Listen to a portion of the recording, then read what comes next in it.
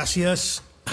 Tant en Josep Rull com la Navarro s'han referit a diversos aspectes. Ell en deia el maquinari i el programari, que concorren en una de les grans preocupacions que tenim com a país i una de les grans prioritats que ens posarem com a govern, que és tot allò que té a veure amb l'economia del país, amb la transformació econòmica del país, en la indústria del futur, en la fiscalitat que li correspon, en el finançament que s'hi escau.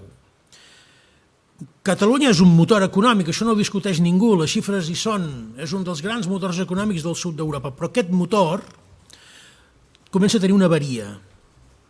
I aquesta avaria, aquest problema greu, es diu espoli. Es diu espoli insostenible. Les dades que ja són de domini públic són dades de vergonya.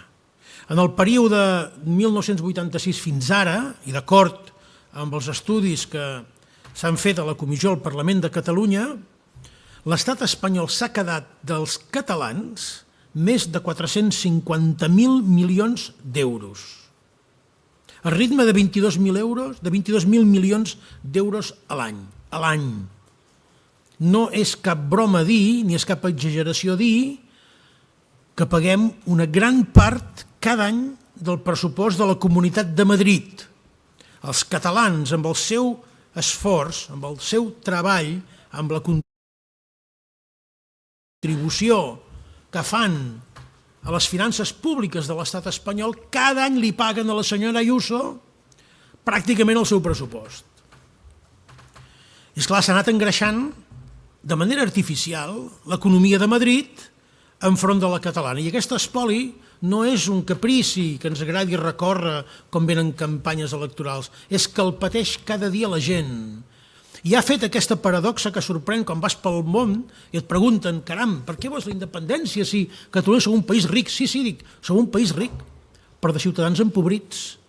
És que les macroxifres de Catalunya, sí, esclar, són molt presentables. Ara l'Anna parlava de l'exportació, és fantàstica. Però quan comencem a mirar, la gent que es queda enrere, la taxa de pobresa o de risc de pobresa, ve aquesta gran paradoxa.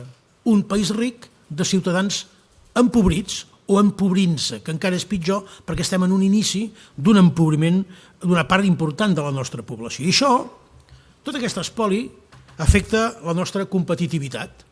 Hem de competir en un món global, amb una economia global, amb les dues mans lligades al darrere. I tot i així, les xifres grans van bé.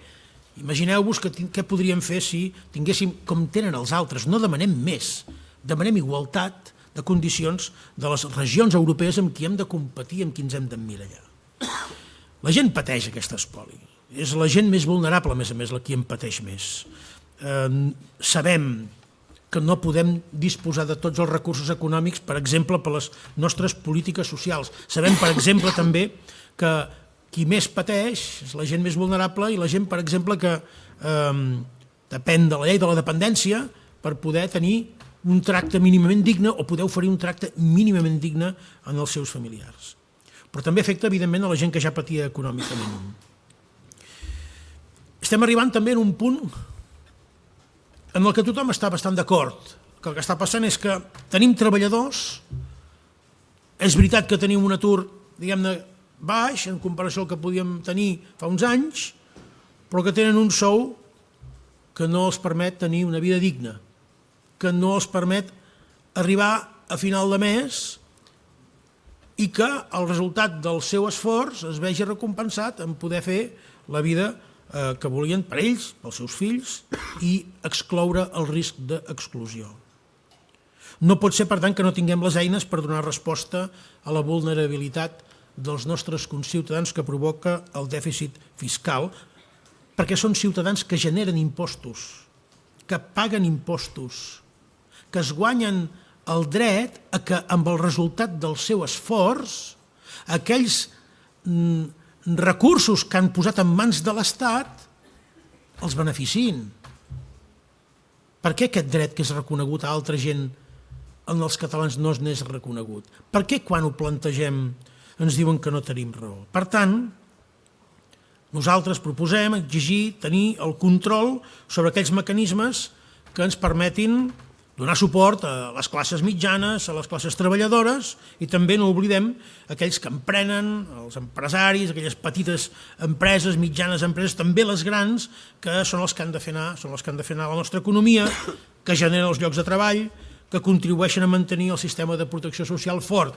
I per tant és fonamental que hi hagi un govern que entengui que sense desenvolupament econòmic, ja sé que això a vegades en alguns, diguem-ne, els hi grinyola, sense desenvolupament econòmic no hi haurà desenvolupament social. Ho creiem fermament. Bé, en aquesta situació insostenible de dèficit fiscal hi hem de dir prou. I qui li ha de dir prou ha de ser un govern que es faci respectar.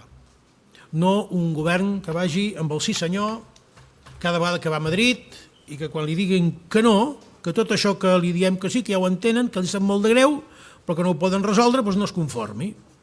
Per tant, necessitem crear riquesa. Per què? Perquè la volem redistribuir millor i perquè volem créixer de manera sostenible i perquè volem potenciar bàsicament aquí, a la nostra gent, que és el nostre país.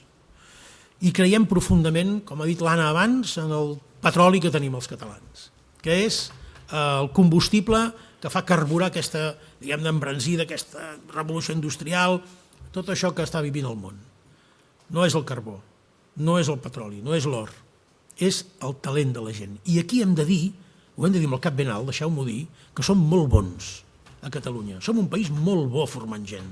Som un país amb gent d'una iniciativa fantàstica. Lamentablement, una part d'aquesta iniciativa se'n beneficien altres, perquè la gent no troba prou oportunitats aquí. I aquest, com que detectem que aquest és un dels problemes, aquesta ha de ser una de les prioritats segures per a aquest model econòmic, per aquest model d'emprenedoria empresarial de Catalunya, que també ens fa diferents del model econòmic espanyol. Nosaltres no som el forat negre de Madrid en què l'economia es basa en el BOE i en les grans licitacions de l'Estat i en el gran comercialitzador de l'economia de Madrid, que és l'Estat espanyol, perquè quan l'Estat espanyol viatja pel món, a la maleta no hi ha Catalunya, a la maleta hi ha Madrid. Hi ha altres territoris de l'Estat, però Catalunya no hi és mai en aquesta maleta.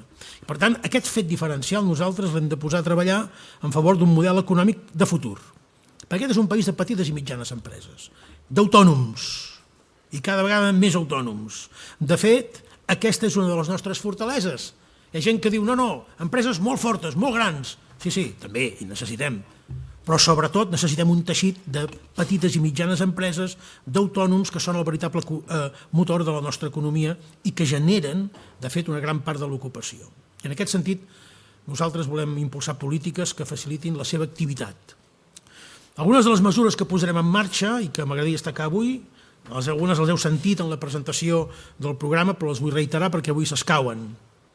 Nosaltres, com a força política que té els vots decisius perquè les coses s'aprovin a Madrid, si el senyor primer ministre espanyol vol pressupostos, farem que compleixin i demanarem com a condició la modificació de la LOFCA que estableix una clàusula d'excepció de Catalunya on es reconegui el sistema institucional de la Generalitat i que se'ns faciliti el 100% de tots els tributs que es paguin a Catalunya. Dit d'una altra manera, de manera més clara encara, o ens cedeixen el 100% de la gestió dels tributs que paguem els catalans i les catalanes, o no hi haurà pressupostos a l'estat espanyol, o en tot cas els 7 vots de Junts no serviran per aprovar els pressupostos de l'estat espanyol.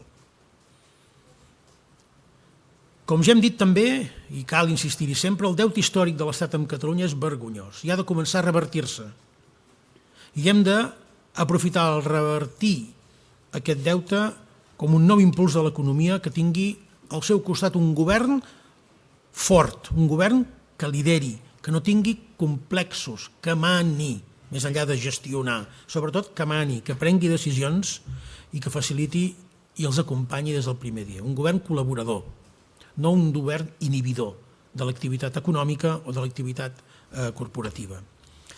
En aquest sentit, el govern tindrà una estructura ja molt orientada cap aquí.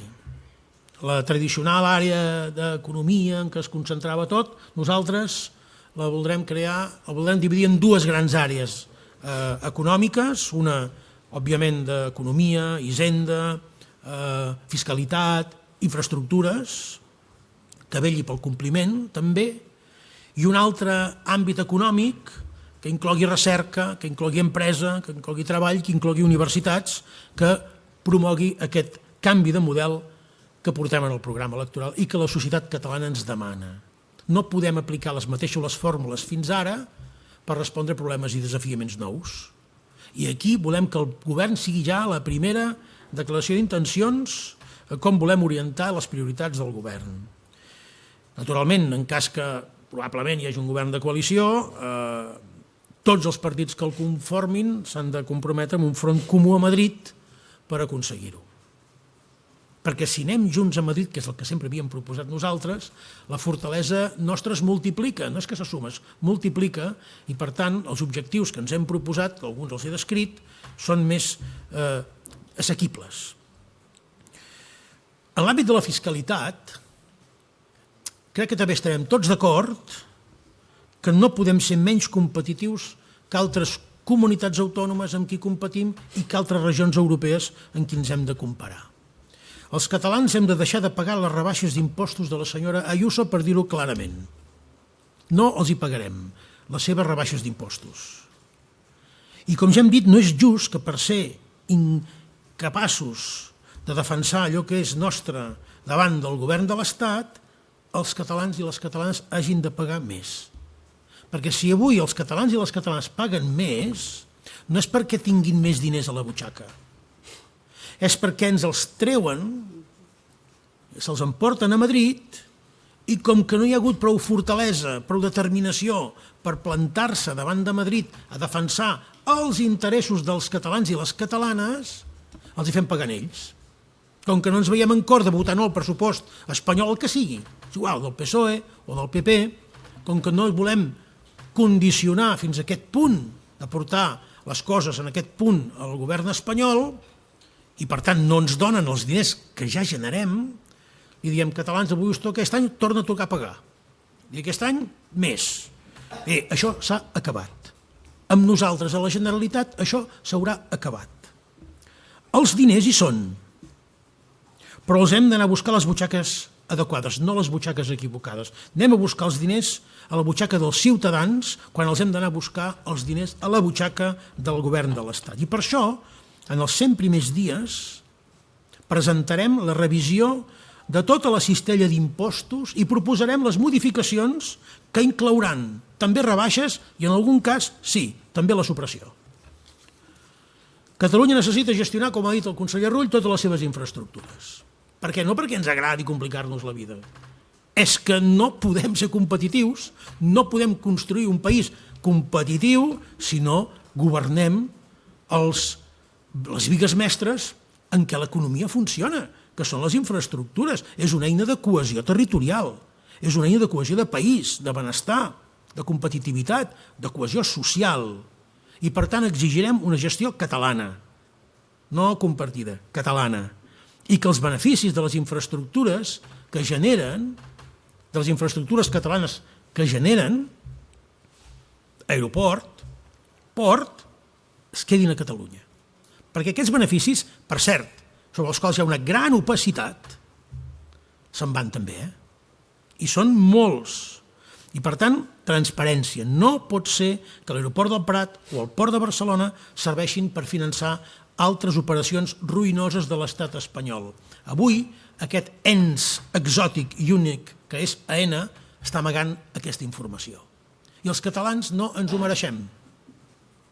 I un darrer exemple que no és gens menor. El govern de l'Estat sempre aplica la seva estratègia uniformitzadora en tots els àmbits, encara que penalitzi econòmicament o dificulti el progrés i el benestar. I ho ha fet de manera especialment dolosa en dues qüestions que afecten de ple les nostres petites i mitjanes empreses i els nostres autònoms. Necessitem més treball i millors sous i aquesta serà una de les prioritats del meu govern. Creiem fermament en la necessitat d'un marc català de relacions laborals.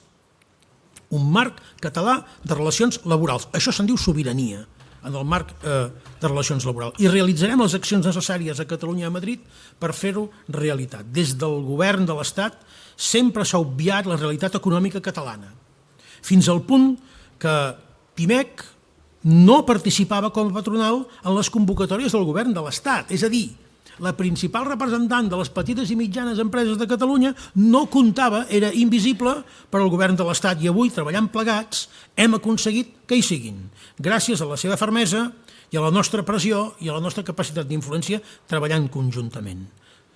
Estan acostumats a mirar el teixit empresarial des del palco del Bernabéu, aquesta gent. Només veuen grans companyies amb interessos intercanviats. I nosaltres, quan ens ho mirem des del palco de Montilivi, diguem-ho així, veiem pimes, petites i mitjanes empreses, perquè és el mirall del país. És que l'altre no és el mirall tampoc d'Espanya. És el mirall de Madrid, d'una determinada economia de Madrid. Però en realitat, quan tu analitzes i veus les regions pròsperes d'Europa, algunes de les quals conec molt bé en aquests moments, després de passar-m'hi 6 anys, veus que el seu paisatge és molt semblant al català. Que sí, és clar que hi ha grans empreses, però hi ha una quantitat, hi ha un teixit de pimes altament competitives que, a diferència del nostre cas, quan miren el seu estat no hi veuen un enemic, no hi veuen el problema de la paperassa.